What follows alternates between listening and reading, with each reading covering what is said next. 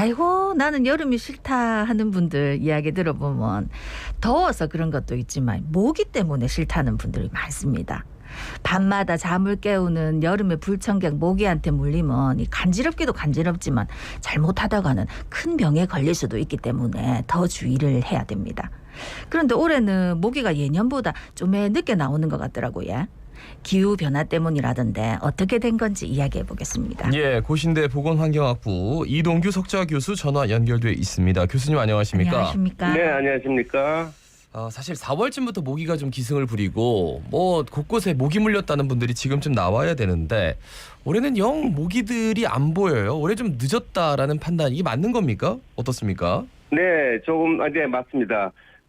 저희가 그 질병관리청하고 같이 조사를 계속 하고 있는데요. 예. 발생량이 평년이라면 이제 그 작년까지 5년간을 말씀드립니다. 예. 평년보다 좀 줄었습니다. 그래서 5월 초순에 보면은 부산 경남 지역의 모기 발생 수가 평년에 비해서 46%나 감소되었습니다. 네, 그리고 또 우리 부산 경남은 수도권하고 충청권에 비해서 모기 발생 수가 58%나 감소되어 있는 상황입니다. 그래요? 네. 네. 아니 그러면 부산 지역에 이렇게 모기가 많이 줄어든 뭐 출몰한 시점도 늦어진 이유가 있습니까? 네네. 이 모기 발생 수는 절대적으로 그 환경 요인 중에서 기온하고 강수량의 영향을 많이 받거든요. 예. 근데 올해 5월 중순까지 강수량을 이제 보면은 평년의 55% 수준밖에 안 된다고 이제 되어 있고요. 예, 맞아요. 그러다 보니까 모기 산란 장소가 이제 대폭 감소되었고요. 그뿐만 아니라 또 4월 달하고 5월 달 우리 부산 경남 지역의 그 기온도 평년보다 좀 낮습니다. 그래서 이제 기온이 낮게 되면은 모기가 자체 체온이 없기 때문에 예. 외부 온도에 따라서 이제 체온이 변하죠. 그러면 이제 온도가 떨어지면 이거 성장 속도가 떨어집니다. 이 대사 활동이 줄어들어 가지고요. 예. 그러다 보니까 이제 발생수가 감소되는 거죠. 사실 5월에 날씨 너무 좋다. 이런 생각도 하고 좀 덥다라는 생각했는데 모기들이 생각할 때는 이게 예년보다는 덜 더운 거네요. 그죠? 그렇죠. 그리고 이제 비도 안 와가지고 그 가뭄 문제가 굉장히 크던데 그게 실제로 네. 모기 개체수에 굉장히 영향을 많이 끼쳤다. 네네. 그러면 그 일교차가 커가지고 모기가 자랄 수 없었다. 뭐 이런 환경도 있지만 반대로 너무 더워도 모기가 잘 못 자란다. 뭐 이런 얘기도 있더라고요. 맞습니까? 네네네, 맞습니다. 기온이 올라가게 되면 일단은 여름철 같은 경우에 이제 햇빛이 워낙 강하니까 고인 물들이 빨리 증발을 합니다. 심지어는 논에 가보면 논이 다 말라 있어요. 예. 그 논에서 모기가 많이 발생되고 있거든요. 그러니까 이제 그런 문제도 있고요. 그다음에 아까 말씀하신 대로 드린 대로 모기 체온이 이제 따라서 엄청 올라가죠. 네네. 그럼 대사 활동이 너무 활발해지다 보니까 이제 수명도 줄어들게 되죠. 네, 이제 물론 성장 속도는 좀 빨라집니다만 수명이 단축이 되고 1도 2도 차이도 굉장히 큽니다. 그리고 이제 기온이 올라가는 한낮에는 활동을 못 합니다, 얘네들이. 그냥 햇빛이 없는 음습한 곳에 들어가서 앉아서 쉬고 있죠. 그러니까 눈에 잘 안 띕니다.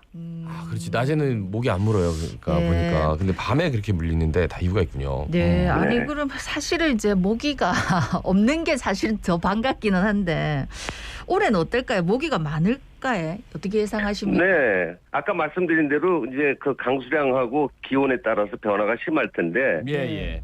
올 여름 기상청 예보를 이렇게 보게 되면 6월 강수량은 평년보다 많다고 되어 있습니다. 예. 그리고 기온은 평년하고 비슷하거나 높을 것으로 이제 예보하고 있기 때문에 폭우성 비가 계속되지 않는 한 폭우성 비가 오게 되면 이제 이게 쓸려가죠, 유충들이. 네. 그러니까 그런 비가 계속되지 않는 한은 모기 발생 수는 평년보다는 좀 많을 것으로 예상되고 있고요. 예. 그렇지만 또 7월, 8월은 평년보다 기온이 높아서 불볕더위를 예상하고 있습니다. 예. 그러다 보니까 이제 강수량은 평년과 비슷하고 적을 것으로 기상청은 또 예보하기 때문에 7월하고 8월 여름 모기는 평년보다 적을 것으로 지금 예상하고 있습니다. 그러니까 날씨에 따라서 굉장히 민감하게 개체수가 반응을 하는군요. 네네. 그러다 그렇습니다. 보니까 이제 6월 강수량과 7, 8월 강수량을 보면서 말씀을 해주셨는데 네. 그러면 사실 저 지구 온난화 때문에 날씨가 따뜻해지면 아무래도 모기 많아지는 거 아닙니까? 그래서 모기 네네, 서식지가 그렇죠. 굉장히 넓어지고 있다라고 들었어요. 네. 그러니까 모기 서식지를 좀 줄여야 되는데 요 줄이는 네. 방법 뭐가 있을까요? 우선 그 도시에서 가장 흔한 모기가 이제 빨간집 모기거든요. 예. 요 빨간집 모기 우리 집안에서 보는 게 거의 99%가 이게 빨간집 모기입니다. 네네. 근데 이 발생 장소가 어디냐면은 이게 그 하수도라든가 정화조라든가 또 저습지에 매립하다 중단한 곳이라든가 이런 곳에서 많이 발생되거든요. 예예. 그러니까 이제 그런 곳에 그 발생되니까 이제 매립지를 다 매립을 완성을 시키고 그다음에 주위에 특히 우리 집 근처에 모기가 많이 보인다 그러면 거의 10중 8구 정화조에서 나옵니다. 아. 예, 그 정화조라고 해서 다 나오는 건 아니기 때문에요. 네. 한 100개 정도 중에 하나 정도가 모기가 발생되는데 이제 이런 데서는 엄청 많이 나옵니다. 그래서 특히 우리 집 주위에 모기가 많다 그러면 정화조 조사를 좀 해볼 필요가 있습니다. 아파트도 마찬가지고요. 그러니까 정화조를 청소하면은 그럼 확실히 나아지는 거예요? 그 정화조도 뿌리는 그 살충제가 있습니다. 아 그래요. 예, 그건 유충만 죽이고 뭐 수질 오염 안 시키는 약제가 있거든요. 어허. 그러니까 그 정화조 조사는 이제 아파트 같은 경우는 방재회사에다 의뢰를 해서 하면 되고요. 네네. 또 일반 그 주택 같은 경우는 보건소에다가 한번 그 의뢰를 하면은 조사를 해줄 수가 있고요. 네네. 그다음에 이제 낮에 흡혈하는 종류가 있습니다. 모기 중에 그게 그 흰줄 수목이라는 종류인데요. 네네.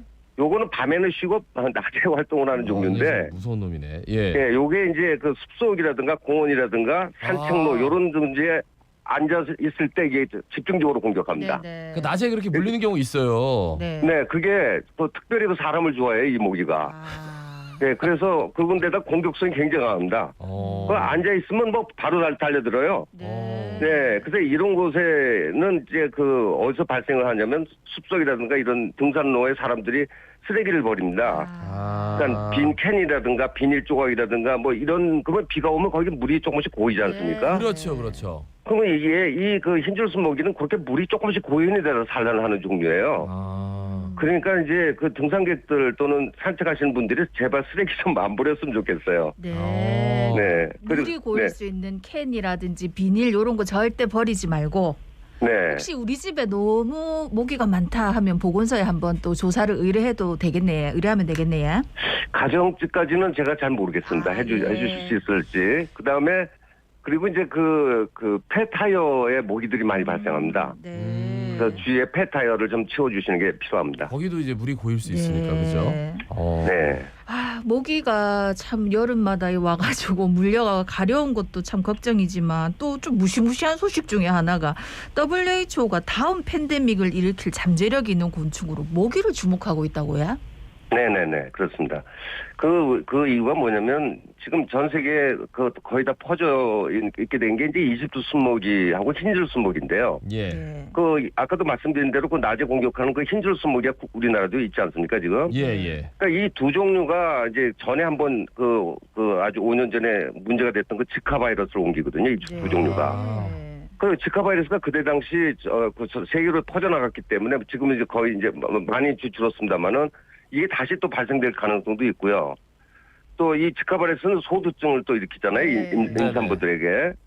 그래서 상당히 무서운 질병인데 이게 다시 재창고를 할 수도 있다.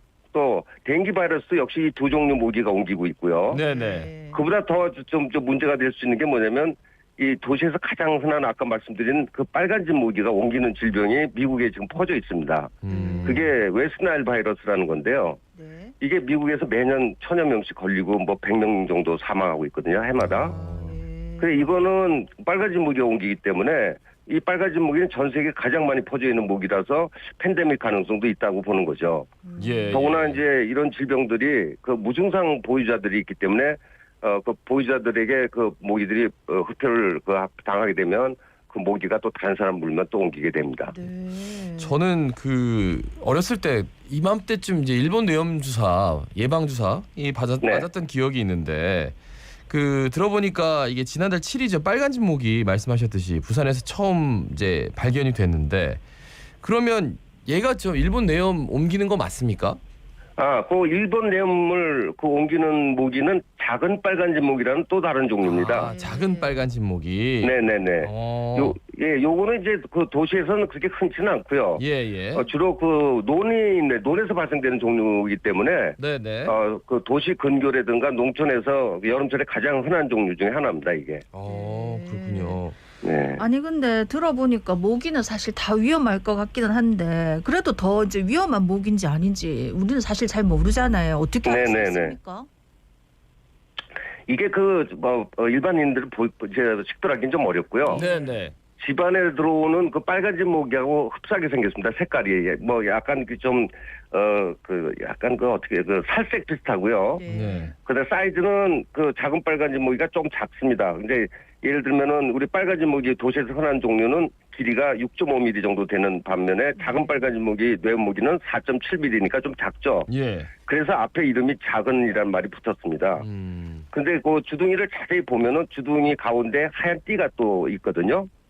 그걸로도 알 수가 있습니다. 주둥이 가운데 하얀 띠를 보려면 굉장히 잘 봐야겠네요. 그러니까. 네네, 돋보기로 그렇습니다. 보면 보입니까? 그런 네네, 거? 보입니다. 근데 네. 그런 거는 뇌염을 옮길 수도 있기 때문에 굉장히 좀 위험하다 이 말씀이시네요, 그죠? 네네네. 그런데 그 작은 빨간 진모기라고 해서 다 뇌염발에서 가지고 있는 건 아니기 때문에 예. 너무 공포스럽게 생각하지 않으셔도 되고요. 예. 요즘은 또 백신을 다 맞고 있기 때문에 백신을 어린애들 주로 이게 애들한테 많이 걸리는 질병이었는데 이제 최근에 와서는 애들 다 그 젊은 사람들은 다 이제 백신을 국가에서 맞춰줬기 때문에 네네. 지금 걸리는 분들은 대부분 중장년 이상입니다. 50대 이상. 옛날 어렸을 때 그렇군요. 백신 안 맞으신 분들. 예. 네. 아니 그러면은 사실은 이제 모기는 안 물리는 게 제일 좋으니까 잡기를 잘 잡아야 되는데 뭐 그런 특별한 방법이 있습니까? 특별한 방법 없습니다. 없고요. 예. 일단은 얘네들이 이제 흡혈을 해야 이제 종족 보존이 되기 때문에 필사적으로 그 집안으로 들어오려고 그러거든요. 예. 그러니까 1차적으로 막는 것이 방충망인데 이 방충망이 이제 완벽한 것 같지만 자세히 보면 거기 좀 틈이 벌어진 것도 있고 이 방충망 틀하고 벽에 고정시키는 그 사이에 실리콘 처리된 것들이 틈새가 있는 경우들이 종종 보인다. 예. 요런 조그만 틈새도 여러분들이 다 비집고 들어와요. 그러니까 그런 걸 좀 처리를 좀 하시고요. 네. 또 집안에 요즘 그 LED로 이렇게 들어오는 모기 트랩 같은 거 파는 게 있습니다. 네네. 예, 그 트랩을 그건 전기값 별로 안 들어오기 때문에 그런 걸 좀 틀어놓으시는 것도 도움이 될 수 있고요. 타닥타닥 하는 거 그거 말씀하시는 거죠? 네. 네네. 예, 말씀 여기까지 듣습니다. 고맙습니다. 고맙습니다. 네네, 감사합니다. 예, 지금까지 고신대 보건환경학부의 이동규 석좌 교수였습니다.